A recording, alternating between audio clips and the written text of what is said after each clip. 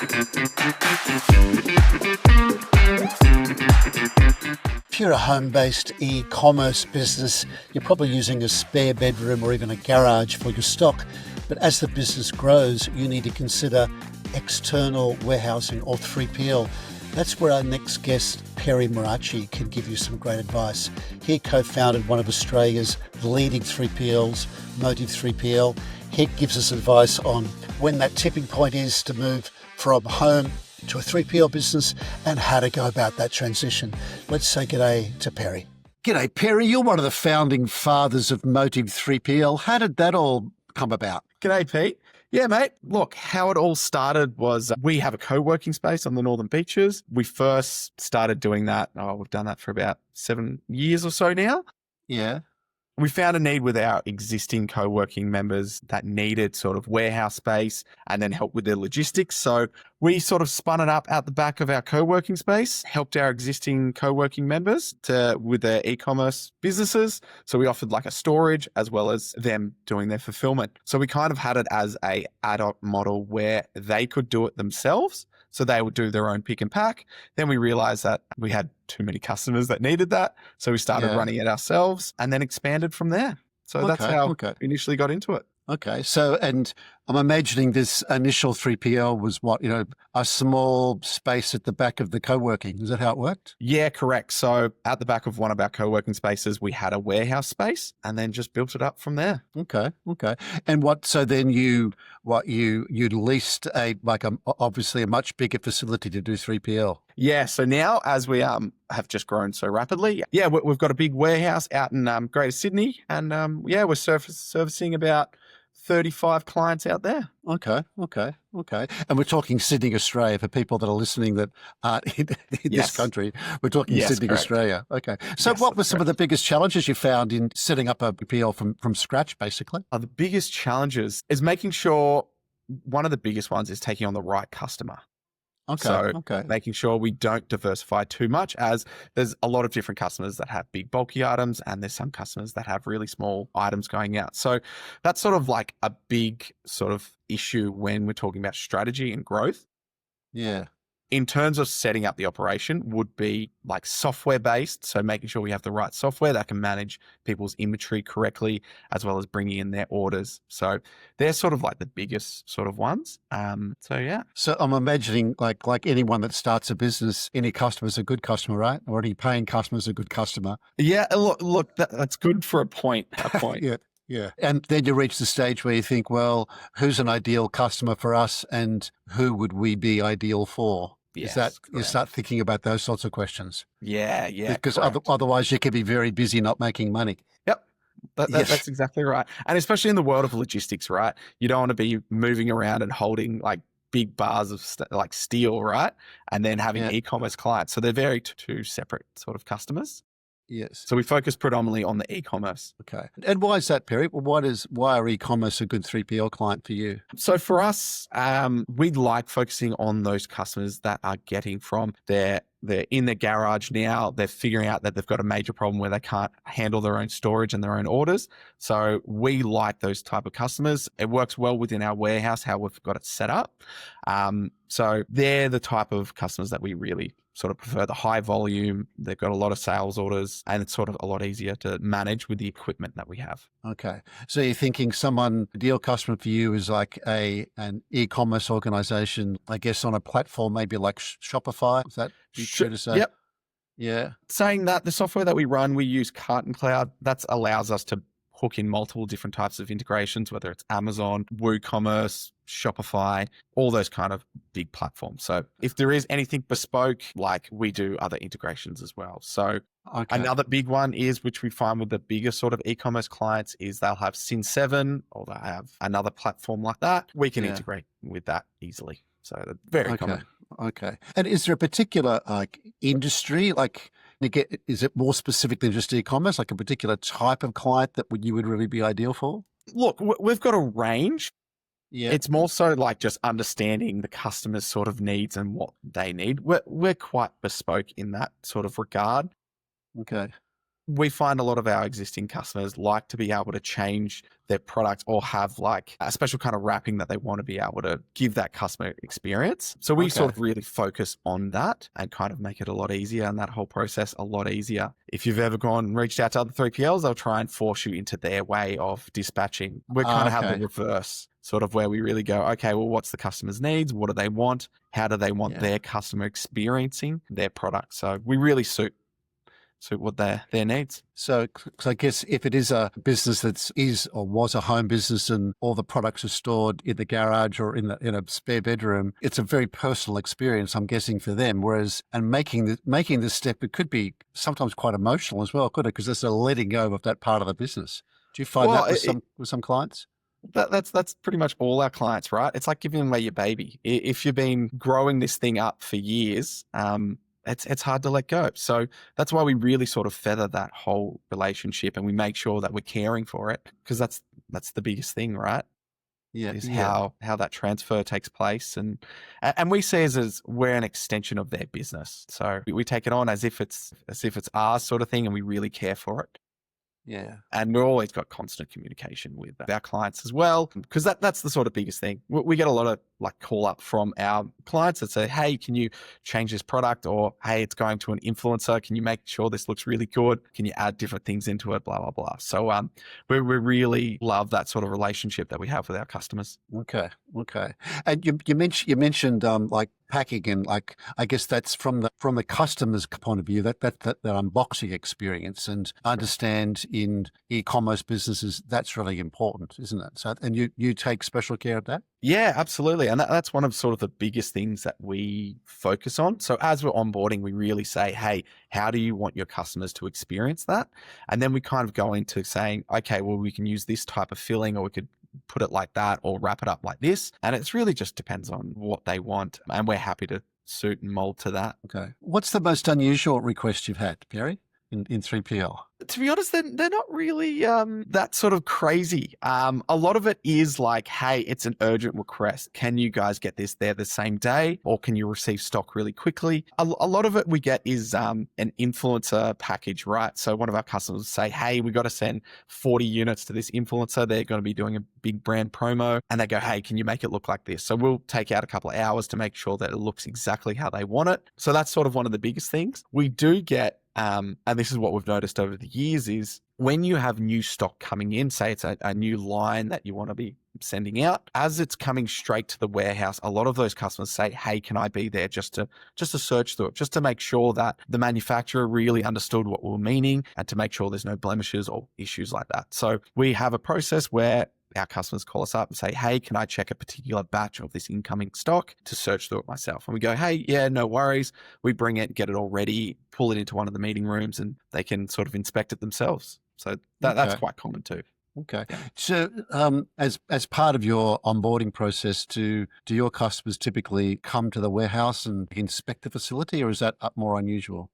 No. For us, I can't talk for every other 3PL out there. For us, that's very common. We actually want that beforehand, and we find the whole relationship side of the onboarding process is the most important thing. That goes into that unboxing experience, that goes into how we pick the products, how we use all the barcode scanning, all that. So that's really, really important. And do many of the customers have barcoding when you first get them on board, or not? No. So this is where, and this is what we sort of love doing, is really helping those customers, because like we said, like our sort of target market is those early stage e-commerce brands. They're really fresh in the journey of understanding it. Yeah. So we're always there to be able to help them with their SKUs, the barcodes, and getting ready for a 3PL before they come on board. For us, we've done it for so long. It's quite easy. For new e-commerce brands, we understand it can be quite daunting and it can be quite technical. So we have a simple process on our onboarding to be able to figure all that out and get it ready for the warehouse. Most of the customers were brand new to 3PL, so to some extent you're teaching them 3PL. Yeah, exactly. It's a real educational setup, and we really walk them through the whole process. We've done it a lot. Yeah, we love doing that sort of stuff. It sounds like you really care about your customers. Yeah, well, me and my business partner, we've actually done this before. We've sort of started our own brand. We've done the whole thing, and we know how much of a pain it can be. So we've just been through it before, and it's always nice to be able to get a bit of help in the first early stages, especially when you're moving to level up your business and to go into a 3PL. So we're here to help. It's that what you think is part of the success of Motive 3PL is the customers feel like or see that you care about them and ultimately care about their customers, because you're really the step between them and their customers, which is a very important part of the process, isn't it? Yeah, exactly right. Like, because we've done it before, we kind of understand it. It's like you're giving half your business away, and that last half is like the most important thing, right? Like, that's going to the end customer.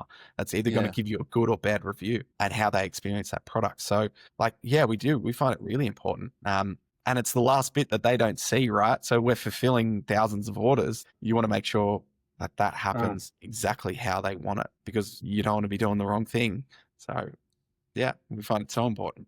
Hey folks, we're just taking a short break from our conversation to remind you that if you're enjoying this podcast content, you'd like more of this type of content and access to great workshops, join the Buddies community at buddies.com. That's the Buddies community at buddies.com. Now let's get back to our conversation. Do you think in some cases companies would save money by going 3PL? That they do. Yeah, absolutely. But yet again, you're in the market of like, you can find real cheap 3PLs that just give you a real basic service. Or you can find up the other end where we sort of sit is we care so much about the product and dispatching that product exactly how they want to see it. Yeah, so that's really important. And because you're receiving it as well, correct? You're receiving absolutely. it, you're storing it or warehousing it and dispatching it. So that's like three very important steps in their process. Yeah, correct. Okay. And so we have multiple processes that when the stock comes in, yet again, can't say for any other 3PL, we have quite a standard of, we set the pre-standards with the customer before the stock comes in. So if there's any like quarantine issues or there's damaged stock or what happens in those scenarios, that there's like instant communication back and forth with our clients going like, hey, do you know this has been damaged? Or maybe there's blemishes here, or there's product that's not in the right condition. So that's really important, right? Because if the whole like incoming has been held up because of that, they then can't get out their sales orders. So it's really like instant communication between us and our clients to say, hey, look, we've got issues here, or is it all good and can all be like sent out? So it's really important because it holds up their business, right? Oh, absolutely. It holds up their business. And it also, I guess for them, that customer satisfaction is hugely important. That the whole experience from when they order and they give their credit card details to when they receive the product, that's where if they're a first-time customer of that particular client of yours, it's a huge trust process, isn't it? To say, I'm trusting this organization to take my money and deliver as they promised me. Yeah, exactly. It's quite good with our software. So we use, as I said before, Carton Cloud, regarding, say, incoming purchase orders, we're able to take photos and then plonk them straight onto those purchase orders. So our customers can access their portal. So they just jump onto our software and they go, hey, this purchase order, it might be 12 pallets or a container. We can upload photos straight to that and just say, hey, look, this is how the stock was received. This is what we've got. If we've got any issues, these are the reasons why. And then we set up a meeting after that. So it kind of gives them the ability to have a good overview of what's actually happened. As you'd probably, I don't know if you know this, a lot of 3PLs out there, they don't have sort of a software like that. Okay. That allows the customer to really see what's come in. So it gives them better visibility. So if I'm a Motive 3PL customer, I can see how my stock arrived, when it arrived, where it's stored. So I can basically, as a customer, can I log into Carton Cloud myself? Yeah, absolutely. Yeah. So okay. All of our customers have their own portal that gives them access. They can see, their purchase orders at any point in time, their sales orders and their stock inventory and any problem reports. So say if there was an issue with maybe some got water damage due to being in the container, whatever it was, they can see all those issues as well as any photos attached to it. It sounds like too, with that range of customers you're talking about, You must have like a range of different boxes or way that the products are packed for delivery to the ultimate customer. Yep. So do you advise customers, like Motive 3PL customers, about like boxing alternatives or packing alternatives, or is it like Yeah. one size fits all? No. So there's two parts to this. The first part is the unboxing experience. What do our clients want their customers to see? And then also there's a pricing factor that goes into it in terms of shipping costs, right? So Okay. if, say, our customers want a big box to put their product in to make it all look nice, we go, hey, there's no problem with that. We can do that. But what you'll find is your shipping costs will go up as you start to get a bigger box. So we go, Okay. there's two sort of things. We want to be able to have that unboxing experience. And then we'll also advise on, hey, can we make this cheaper in terms of your shipping? So Okay. that's where we kind of fight between those two things. And ultimately, obviously, it's up to whatever the customer wants. So if we can advise on making things cheaper, yeah, we will. Okay. So the cost goes to what, I guess, the size, the weight, and maybe even the shape. Well, Yep. that goes with size.